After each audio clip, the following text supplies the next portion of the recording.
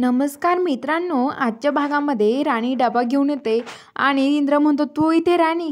तर आता राणी म्हणते की हो काय झालं, मग तुमची बायको आहे ना, मग डबा घेऊन आले तर काय झालं. तर इंद्र म्हणतो की काही गरज नव्हती त्याची मला. तर राणी म्हणते असं कशी गरज नव्हती, पोटाला भूक तर लागती ना, मग खावं तर लागतंच. मग काय म्हणताय अशी गरज नव्हती मला. इंद्र सर तुम्हाला डबा खावा लागेल. तर आता इंद्राला राणीचा खूप राग येतो आणि राणी म्हणते की असं चालणार नाही इंद्र सर, तुम्ही डबा खाऊन घ्यायचा. आणि राणी त्या टेबलवरती डबा ठेवायला लागते.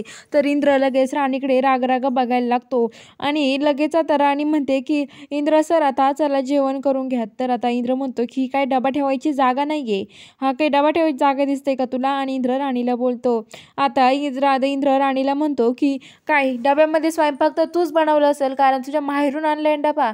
मग काय बनवलंय डब्यामध्ये, तुला तुझ्या हाताने थांब. मग इथं तो लगेच तो डबा घेतो आणि तो तिथे टेबलवर ठेवतो आणि म्हणतो की लगेच आता तो राणीला घास भरवायला लागतो आणि राणीला तो जीव घालत असतो.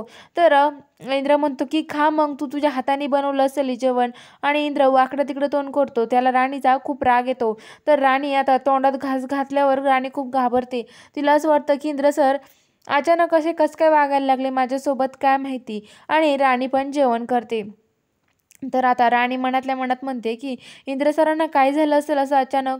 आता इकडं जो विक्रांत असतो, तो विक्रांत हा दोघांचा व्हिडिओ काढायला तो मोबाईल घेतो आणि मोबाईलमध्ये व्हिडिओ चालू करून देतो आणि त्या दोघांचा व्हिडिओ काढत असतो. आणि तो हे सगळं बघून तो म्हणतो की बघ आता तुला मी काय करतो इंद्रा, आता तू हे सगळं करतोय ना, तुला याचा आता पश्चाताप होणारच आहे.